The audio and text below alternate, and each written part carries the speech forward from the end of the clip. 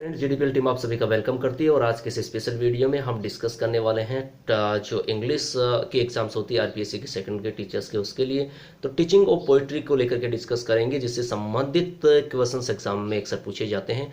So that इस video में हम बताएंगे कि किस तरीके से कुछ क्या हमारे टीचिंग ऑफ पोइट्री के एम्स होते हैं। कुछ जो स्कॉलर्स है वो मानते हैं कि किस तरह से इसको नहीं पढ़ना चाहिए, कुछ लोग इसके पक्ष में तर्क देते हैं पढ़ना चाहिए। तो इसके क्या पर्पज होते हैं, इसके एम्स को लेकर के बात करेंगे कि जनरल और स्पेसिफिक इसके क्या रूल्स होते हैं, इनके क्या इनके एम हैं, उनके बारे में डिस्कस करने वाले हैं।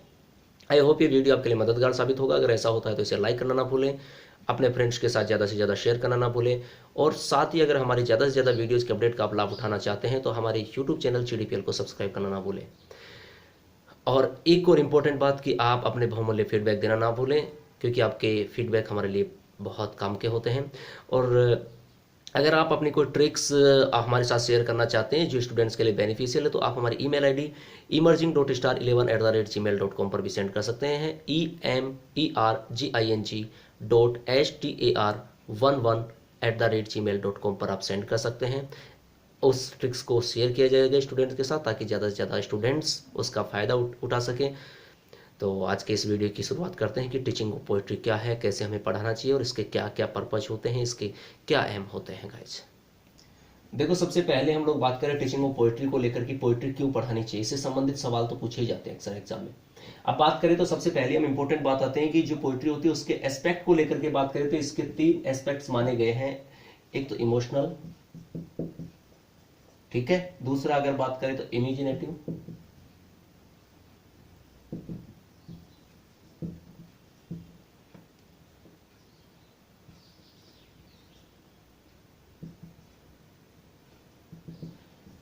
पोइट्री के 3 जो हैं इंपोर्टेंट एस्पेक्ट माने गए हैं, लाइक इमोशनल अर्थात भावनात्मक, इमेजिनेटिव अर्थात काल्पनिक और रिदमेटिक अर्थात तालबद्ध। ये 3 इसके एस्पेक्ट माने गए।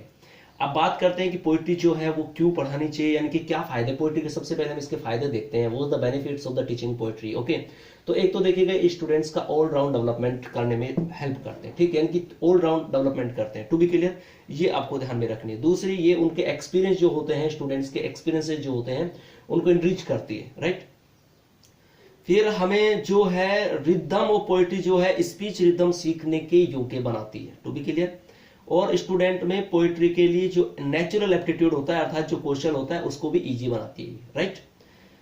और बात करें तो ये पोइट्री जो होती है स्टूडेंट्स को हमेशा क्या देती है, तो एंजॉयमेंट देती है और साथ ही क्या देती है, प्लेजर देती है। सो दैट अब अगर कोई चीज हमें देखो एंजॉयमेंट दे रही है, प्लेजर दे रही है, तो एट दैट मोमेंट हमारा इंटरेस्ट भी कुछ ज्यादा ही हो जाता है। सो दैट पोइट्री जो है इसका फायदा क्या है, हमारा एक तो एंजॉयमेंट भी हो जाता है और साथ ही प्लेजर भी मिलता है, राइट गाइज।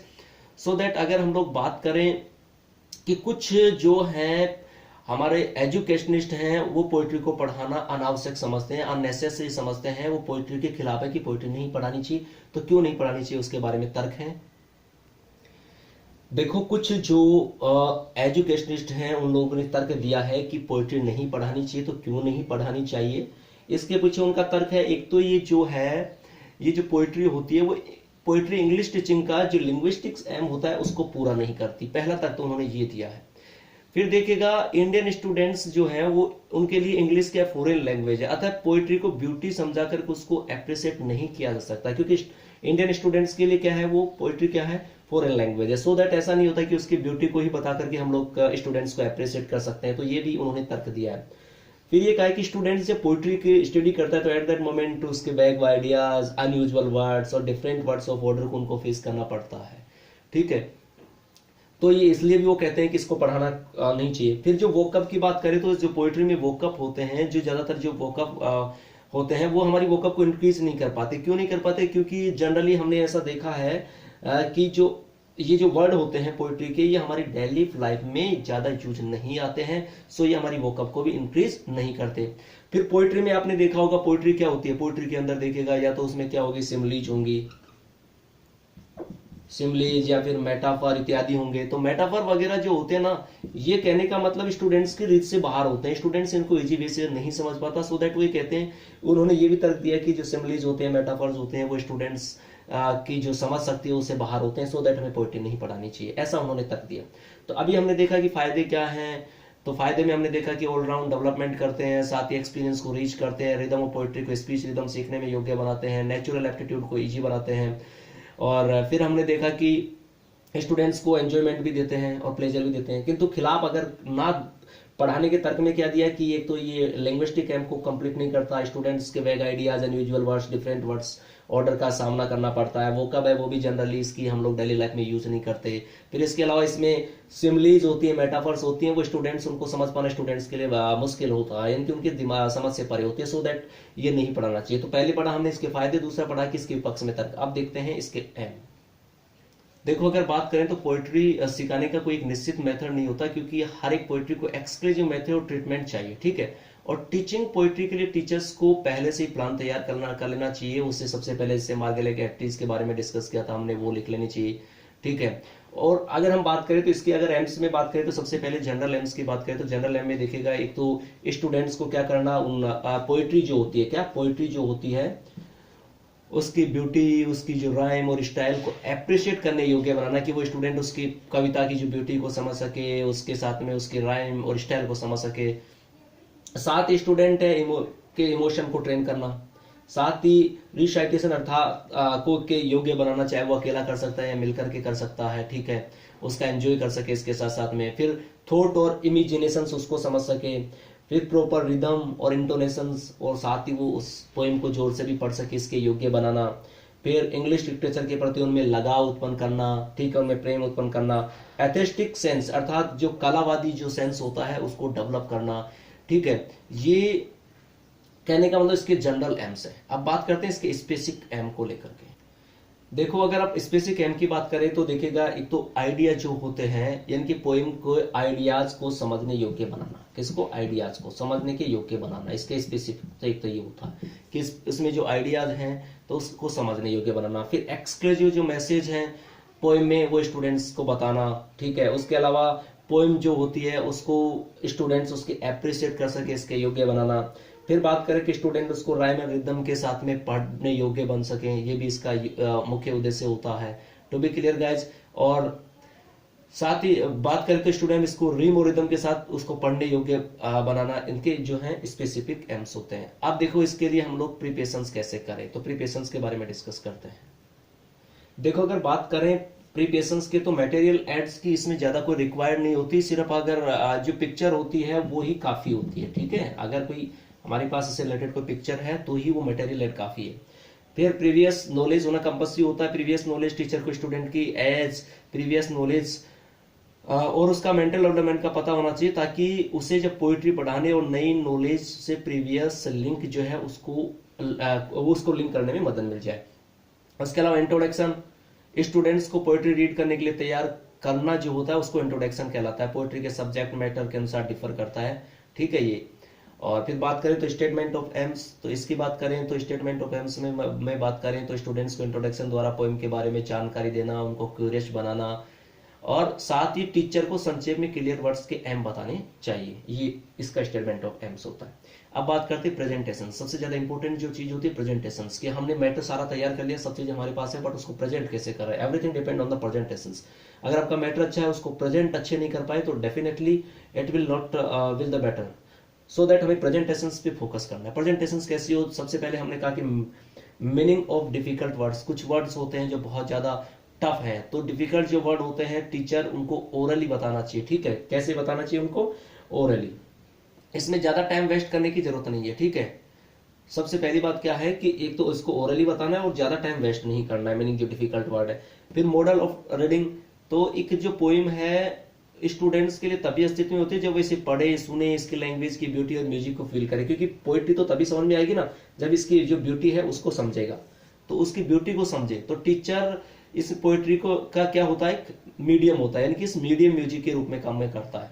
तो इसलिए इसका सब्जेक्ट मैटर इमोशन रहता है, पोइट्री टीचिंग में इसे कैसे पढ़ा जाता है ये ज्यादा इंपॉर्टेंट है। Best pronunciation, intonation, stem, rhythm के साथ मॉडल रीडिंग करनी चाहिए, ठीक है। और स्टूडेंट ऐसे मोमेंट में क्या करेंगे, स्टूडेंट जो है वो अपनी बुक को क्या रखेंगे, क्लोज रखेंगे, क्या रखेंगे, क्लोज, बंद रखेंगे, टू बी क्लियर, वो सिर्फ इसको सुनेंगे, ठीक है। और रीडिंग कंप्लीट हो जाएगी तो रीडिंग के बाद स्टूडेंट्स को बुक खोलने के लिए कहा जाएगा, इस बात का ध्यान रखना है, पॉइंट की बात है इंपॉर्टेंट। जब मॉडल रीडिंग करेगा कौन, teacher, at that moment students better होगा कि वो उस पोइम को सुने, अपने बुक्स को बंद रखें, राइट गाइज। फिर आता है लाउड रीडिंग, तो टीचर को 2-3 बच्चों को पोएम ठीक उसी प्रकार से रीड करने के लिए कहना चाहिए जैसा टीचर ने रीड की थी। ये कौन करेंगे? स्टूडेंट्स करेंगे। तो 2-3 बार वो रीड करेंगे तो ऑटोमेटिकली स्टूडेंट्स के भी माइंड में सेट हो जाएगा। कॉम्प्रिहेंशन क्वेश्चंस किए जा सकते हैं, ठीक है। इसके अलावा एप्रिसिएशन से रिलेटेड भी क्वेश्चंस किए जा सकते हैं।